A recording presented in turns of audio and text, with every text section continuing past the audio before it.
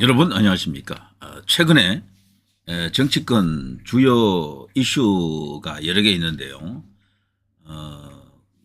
좌파 쪽에 큰 관심사 그리고 이제 소위 현 여권의 큰 관심사 서로 내용이 좀 다를 겁니다. 여권에서 현재 제일 큰 관심사는요. 한동훈이 과연 어떤 정치적 행보를 하느냐 당권에 도전하느냐 이게 이제 일단 당면한 큰 화두 가운데 하나입니다. 아마 빅3급에 들어간다 이렇게 볼 수 있겠죠. 출마하면 뭐 되는 것은 기정사실인데요. 지금 그런데 돌아가는 상황이 묘합니다. 일종의 김빼기 전략이다라고 할 수 있는데요. 집단 지도 체제가 지금 거론되고 있죠. 집단 지도 체제 상태 속에서 한동훈이 만일에 당대표라면은 지금 현재 갖고 있는 당대표의 권한의 절반 이하로 뚝 떨어집니다. 사실 그냥 문의만 당대표일 수도 있어요. 자칫하면은 어떤 결정권을 갖지 못하는 거죠. 최고위원회의를 장악하지 못하면 그렇게 될 수 있다라는 겁니다. 그러나 반대로 이야기하면은 당헌 당규가 바뀌고 대표의 권한이 이제 축소되더라도 최고위원회의를 친한계로 구성할 수 있다면은 최고위원 전체를 장악할 수 있다면 또 이야기가 달라집니다. 과거 3당 합당하고 나서요. 그때 당시는 대통령이 총재 시절이거든요. 노태우 총재, 김영삼이가 대표 최고위원을 했고요. 김종필은 그냥 최고위원을 했습니다. 거기서 대한민국 역사가 갈라졌다라고 갈렸다라고 봐야죠. 그때 김종필이 같이 대표 최고위원을 했었어야 돼요. 공동 대표 최고위원. 거기서 체급이 하나 낮아지면서 김영삼이가 대통령이 되는 길이 열려버렸죠.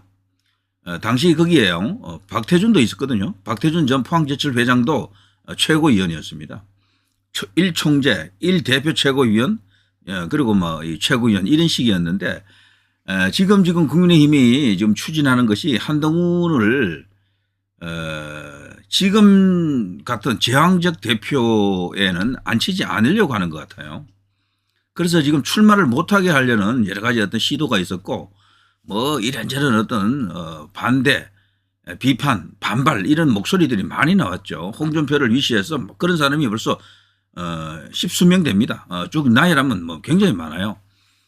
소위 이제 이 한동훈과 관계가 없거나 한동훈과 척을 졌거나 한동훈과 같은 노선을 걷기 힘든 사람들 혹은 한동훈과 같이 함께 가면 길이 됩니다. 여기에 지금 동참하지 않는 다른 세력이 국민의힘 안에는 있습니다. 이들도 만만치 않아요. 굉장히 큽니다. 이제 그들의 중심은 어제거나 이제 용산입니다. 용산이고 용산이 아니라고 하더라도 용산과 상당한 어떤 그 연을 맺고 있고요. 또 어떤 면에서는 뭐 과거 MB계 과거 친박계 뭐 여러 가지 어떤 그런 속성을 갖고 있습니다만 과거 MB계 친박계는 지금 현실 정치에서는 큰 의미가 없습니다. 특히 친박계는 과거 친박이었다라는 그런 과거만 있을 뿐이지 현실에서는 전혀 아무런 정치적 영향력이 없어요. 조직도 없고. 그런데 MB계는 좀 다릅니다. 지금 MB계는 지금 살아있다 그러거든요. 제가 볼 때도 용산을 움직이는 실질적인 힘 중에 하나가 바로 MB계다 이렇게 보는데요. 그 비스라인들 중에 MB계들 많고요. 윤 대통령이 뭐 여러 가지 이유로 지금 친박이든 친 MB든 그런 정치 세력과 손을 잡긴 잡아야 될 텐데 잡으려고 하니까 친박계는 없어요. 대통령 박근혜 대통령 본인이 친박계는 없다 사라졌다. 그리고 정치에 대해서 완전히 이제 이렇게 담을 쌓은 듯한 이런 정치적 행보를 하면서 사실상 친박은 유일하게 이번에 국회의원이 된 유영아 의원 하나 정도다 뭐 이런 말이 있을 정도입니다. 자 그러면 남는 거는 이제 결국에는 조직이 필요한데요. 윤 대통령에게는 그리고 의존할 수 있는 의지할 수 있는 상담할 수 있는 상의할 수 있는 그런 조직이 필요한데 가장 큰 조직이 MB계로 이제 생각이 돼요. 그리고 원래 본인이 이제 걸어왔던 길에서 인연을 맺었던 검찰 쪽에서 또 어떤 인연이 좀 생겼고요. 그리고 또 저쪽 민주당에서 이렇게 넘어온 사람들이 좀 있습니다. 친노도 있고 거기서 어쨌거나 이재명과는 관계가 좀 없는 사람들 그러면서 과거 민주당의 정통 세력 중에 일부가 지금 들어와 있습니다. 김한길, 뭐 박주선 뭐 이들이죠. 그리고 김병준 이런 사람들도 거기에 이제 해당이 될 수 있고요. 그래서 전체적으로 대통령을 구성하고 있는 이 세력 분포를 보게 되면은 딱히 이거다라고 할 수 있는 것은 없지만 현 시점에서는 그 MB계가 상당히 이제 그 큰 비중을 차지하고 있다라는 걸 알 수가 있습니다. 거기서 지금 뭐 들리는 이야기로는 차기 주자로 이제 밀 수 있는 인물이 여럿이 있습니다만 그 중에서도 지금 오세훈이 유력하다 지금 요새 그런 이야기가 자주 이렇게 떠오르고 있죠. 용산과 합을 맞췄다 혹은 뭐 MB계에서 지금 오세훈 추대론이 지금 일어나고 있다. 한동훈을 이렇게 잡을 선수로는 오세훈밖에 없다. 사실 한동훈이 뜨기 전에는요, 오세훈이 사실은 간판 스타가 맞죠. 그때 당시 이제 대선이 끝나고 난 뒤에 여론조사 돌렸을 때요, 차기 주자 여론조사 지지율이 바로 나왔거든요. 그때 보수에서 1위 한 게 오세훈이었습니다. 한 5, 6%, 7% 이렇게 나왔죠. 근데 한동훈이 뜨면서 오세훈이 그냥 푹 꺼져버렸죠. 이제 그런 식입니다. 서로 간에 보완하는 관계가 아니고 대체제다 이렇게 볼 수가 있겠죠. 이제 아무튼 뭐 그런 것도 있고, 그리고 MB계에서는 또 내세울 수 있는 인물이 또 원희룡도 MB계로 들어갈 수가 있습니다. 홍준표도 범 MB계에 들어갈 수 있어요. 그래서 MB계는 굉장히 그 인적 자원만 놓고 보면 상당히 선택에 그 카드가 많아요. 이런저런 카드들이 있는 거죠. 심지어는 이 한동훈 같은 경우도 그 MB 대통령 때 그 청와대에서 2년 정도 근무하지 않았습니까? 꽤 오래 있었습니다. 2년이면. 2009년입니다. 2009년 8월에서 2011년 9월까지 2년 1개월 동안 꽤 긴 기간입니다. 이명박 정부에서요. 대통령실에서 민정수석실 민정 2비서관실에 선임 행정관으로 있었습니다. 선임 행정관으로. 그러니까 MB와 무관하지 않죠. 한동훈도 결국에는 굳이 따지면은 MB계, 범 MB계에 이제 넣을 수도 있는 거죠. 그렇지만 그 고리는 끊어졌다고 봅니다. 한동훈은 사실은 MB도 사실은 감옥에 집어넣은 검사 중에 한 명이고요. 핵심 검사죠. 박근혜 대통령을 또 그렇게 했던 인물에 이제 들어가고, 이회창 전 총재 같은 경우에도 그 수사를 담당했던 그 주역 검사 중에 한 명이 바로 한동훈입니다. 그야말로 그 조선 제일검 칭호를 얻었던 그 수사가 바로 그 이회창의 그 차떼기 그 관련 수사였다 그러죠. 그러니까 한동훈은 어떻게 보면은 이 보수의 3대장이라고 할 수 있죠. 이회창, 그리고 또 이명박, 그 박근혜 이 세 사람을 다 이렇게 수사해서 연결된 그런 어떤 인연이 있습니다. 이런 걸 이제 알면서도 우리가 또 한동훈이라고 하는 새로운 기둥을 세우는 그 과정에 있죠. 참 정치라고 하는 것이 그래서요. 뭐 일반적인 상식선에서 이해하기 어려운 것도 참 많습니다. 그죠? 윤석열 대통령도 그렇고 한동훈도 그렇고요. 실질적으로 이제 검사 출신이기 때문에 아무래도 그런 과거에 어떻게 보면 충격적인 그런 어떤 일들도 있는 거죠. 어쨌거나 그런 것도 이해하고 알고 들어가야 됩니다. 그런 일이 없었다 하면은 오히려 오늘의 한동훈이 더 없었을 수도 있겠죠. 아무튼 그런 것들이 하늘의 뜻이다, 뭐 인연이 그렇게 이제 풀리는 거겠죠. 자, 그런데요. 어쨌거나 자, 한동훈이 출마한다 안 한다를 놓고 출마하는 쪽으로 우리 언론에서 많이 이렇게 말을 하긴 해요. 그렇지만 저는 아직까지 한동훈이 결정을 안 했다고 보거든요. 마지막까지 일단 살펴보고 있는 것이고 어쩌면은 불출마 선언도 가능하다라고 저는 그렇게 봅니다. 왜냐하면 여러 가지 이유가 있어요. 앞서 제가 말씀드린 것처럼 이 집단 지도 체제가 되게 되면은 한동훈이 사실은 뭐 그야말로 독이든 성배가 되겠죠. 그 권한은 크게 없는데 책임은 다 뒤집었어요. 그렇게 되면 정치적 책임을 다 이렇게 뒤집어 쓰게 되는 이제 그런 역할을 하라고 떠밀기가 참 저어됩니다. 조금 마음적으로 꺼려진다. 여러분도 그렇지 않습니까? 그런 자리에 앉히고 싶습니까? 이런 생각이 들 수가 있는데 자, 그럼에도 한동훈이 지금 그런 경력이라도 쌓아야 된다. 그러면서 새로운 어떤 자신의 정치를 좀 보여줘야 된다. 이렇게 이제 주장하시는 그렇게 말하는 지지자들도 많이 있죠. 저도 잘 알고 있고요. 그런데 최근에 김병민 전 최고위원이 방송에 나가서 이런 말을 했어요. 한동훈은 현재 당원과 지지층에서 압도적인 지지가 있다. 그야말로 절대적인 지지율이다. 지지도가 나온다. 때문에 당대표 나오면 무조건 되는 건 확실한데 에, 그런데 이 이제 경선 룰이 지금 바뀐다. 그리고 진병민 전 최고위원의 이야기를 이렇게 들어보면요. 출마하면 무조건 되고, 그럴 경우에 대표의 권한으로 지명할 수 있는 그 최고위원들도 있고요. 그래서 충분히 장악을 할 수 있다. 당을 완전히 친한 체제로 가져갈 수 있다라고 일단 전제를 깔고 당을 완전히 장악할 수 있다. 이렇게 이제 볼 수도 있습니다. 위도훈이가 벌써 8만 돌파했잖아요. 조만간 10만 돌파하겠죠. 카페 인원이 10만 넘는 거는 아주 전례가 없는 겁니다. 이거 정치인들이 이 정도면은 뭐 그야말로 완전히 뭐 유력한 대선 주자 굳혔다 해도 과언이 아닌데 선출 과정에서 뭐 기본적으로 2명 정도 확보할 수 있고요.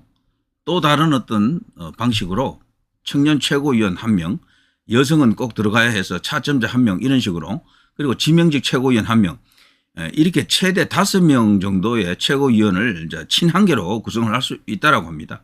제가 근데요, 최근에 이제 여기 국민의힘 지지 이제 하는 그 2030 MZ들 글 중에 제가 이런 걸 하나 읽어봤습니다.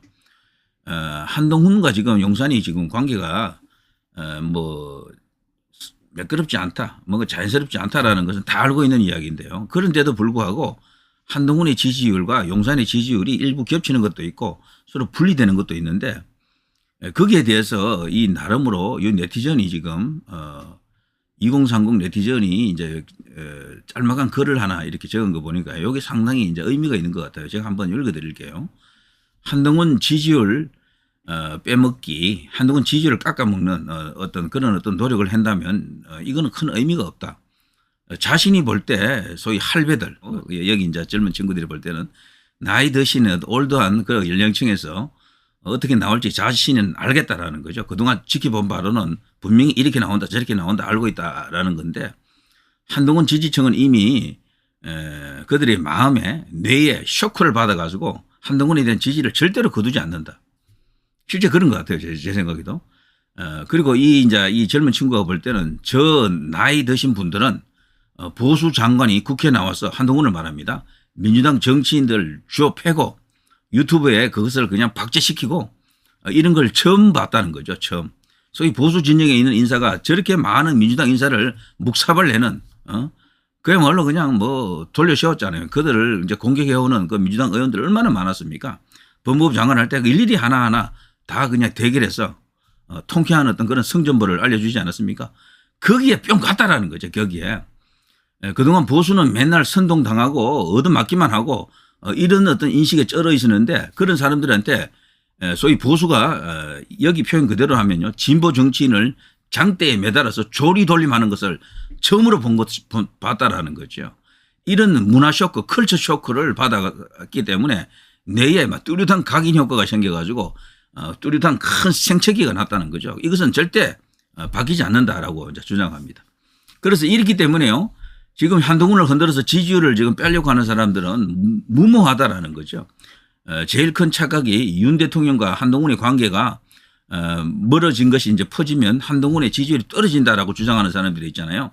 대통령이 한동훈을 버리면은 한동훈도 끝이다, 이런 주장이 일부 있었거든요. 이건 절대 아니다라고 이 친구도 그렇게 이야기하네요.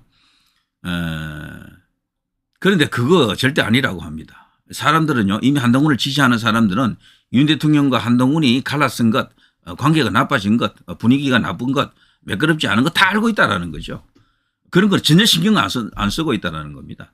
대통령은 현재 대통령이니 그냥 지지하는 것이고 서로 이제 걸쳐서 지지하는 경우도 많죠. 차기는 한동훈으로 이미 가버렸다라는 겁니다. 차기 권력, 미래 권력으로. 대통령이 어떻게 되든 뭐 대통령은 현재의 이제 기둥이니까 지지해주고, 다음은 차기 권력은 한동훈으로 가야 된다라고 해서 한동훈을 지지해 준다라는 거죠.